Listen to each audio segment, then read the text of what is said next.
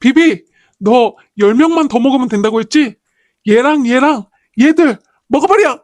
지금 나 혼자선 요리도 어머니도 도저히 구할 수가 없어. 이무기의 힘을 보여줘! 여리가 납치됐습니다. 용갑의 어머니는 인질이 된 듯하고 내간들 전원이 풍산의 부적을 지녔습니다.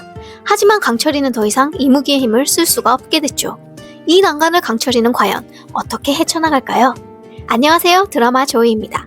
7화와 8화에서는 주요 인물들의 정체가 드러나며 서사가 급격히 전개되고 있습니다. 특히 김봉인의 등장은 앞으로의 전개에 큰 영향을 미칠 것으로 보이며 여리와 강철이의 관계 또한 새로운 국면을 맞이할 것으로 예상됩니다. 좀 지루한 감이 없지 않았지만 없어서는 안 될 내용들로 구성되었던 7, 8화를 바탕으로 앞으로 이어질 9화와 10화의 내용을 한번 예상해 보겠습니다. 그 전에 좋아요와 구독 눌러주세요. 궁의 주인은 더 이상 왕이 아닙니다. 여리는 납치됐고 용갑의 어머니는 인질이 되었죠. 김봉인은 이제 본격적으로 왕가를 무너뜨릴 작정인데요. 현 시점에서 김봉인의 눈엣가시 여리와 강철이의 발목을 잡아놓기로 합니다. 그런데 내간들이 전부 풍산의 부적을 갖고 있다? 이건 단순한 반란이 아니라 김봉인의 뿌리가 꽤나 오래전부터 뻗어왔다는 얘긴데요. 그렇다면 궁은 더 이상 왕의 공간이 아닙니다. 왕도, 중전도, 그리고 대비까지도 모두 감시받고 조정당하는 꼭두각시였던 거죠. 그는 이제 자신이 왕을 쥐락펴락할 수 있다고 생각하겠지만 그의 이런 오만함은 곧 스스로를 몰락시키게 될 것입니다. 그런데 이 부적은 단순히 김봉인과 한패라는 표식일까요? 아니죠. 부적은 주술적 지배의 표식, 그리고 이들의 맹세 혹은 강제 복종의 도구, 또는 기억을 봉인하거나 왜곡시키는 장치입니다. 즉, 궁 그 자체가 하나의 거대한 주술 장치였다는 거죠. 풍산의 부적은 그 제어 장치, 내간들은 감시와 통제의 병기입니다.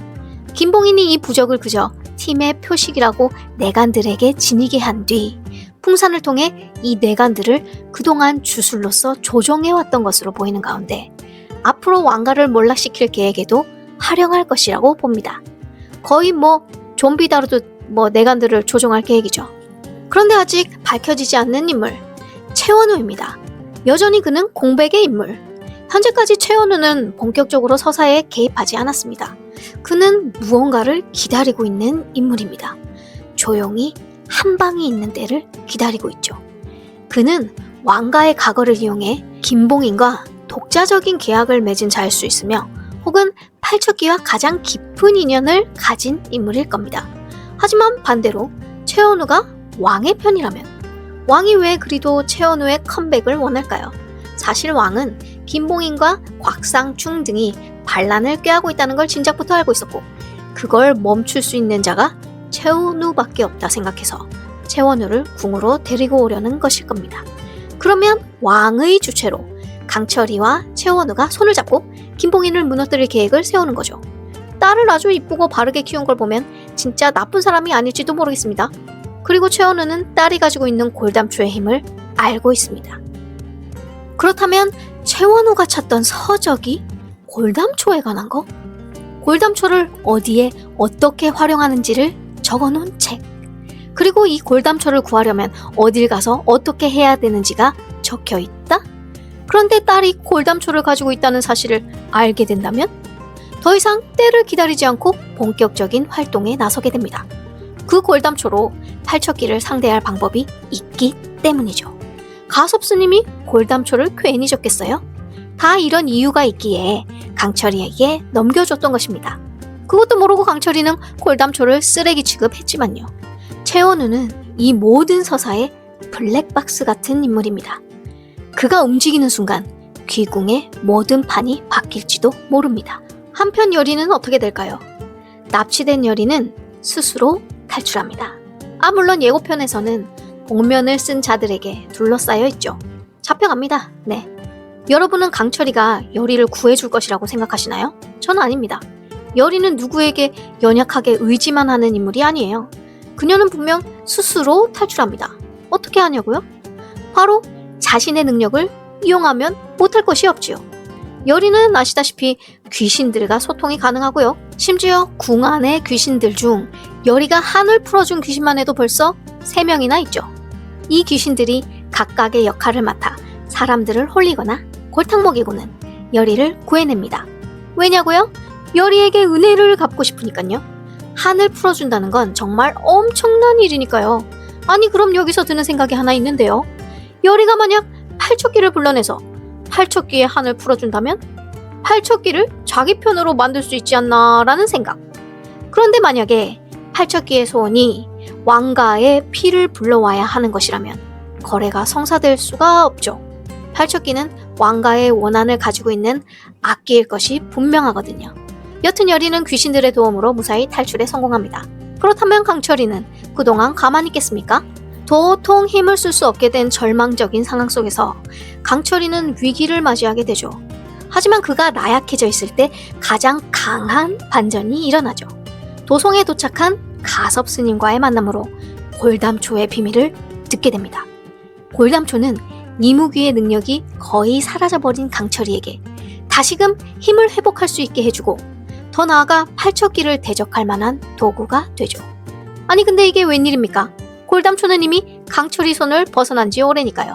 하물며 골담초를 갖고 있는 그 처자가 누군지 어디 사는지조차 모르는 상황이 되자 가섭 스님은 혀를 끌끌 차며 강철이를 쥐어박습니다. 당최 그 처자의 정체를 모르니 가섭 스님도 골담초의 행방을 찾기가 어려운 상황이 돼버렸죠. 열이와 융갑의 어머니를 구하는 게 먼저인지 골담초를 찾는 게 먼저인지 강철이는 잠시 갈등하다가 우선 융갑의 어머니부터 구하기로 마음먹습니다. 그동안 가섭 스님은 골담초의 행방을 찾아 떠나죠. 사실 전 재밌는 생각을 해봤는데요. 아니 강철이는 이미 치투키가 있는 거 아닌가요? 비비가 있잖아요. 비비가 눈앞에 비비를 놔두고 왜 이리 삥삥 돌아 생고생을 하는지원? 어차피 비비는 나쁜 놈들만 잡아먹는다면서요. 김봉인이랑 곽상충이랑 풍선이랑 뭐 그 쫄따구들 몇 명만 잡아먹으면 해결되는 거 아닌가요? 저만 그런 생각하나요? 간단하게 끝나버리면 재미가 없어서 그런 건가요?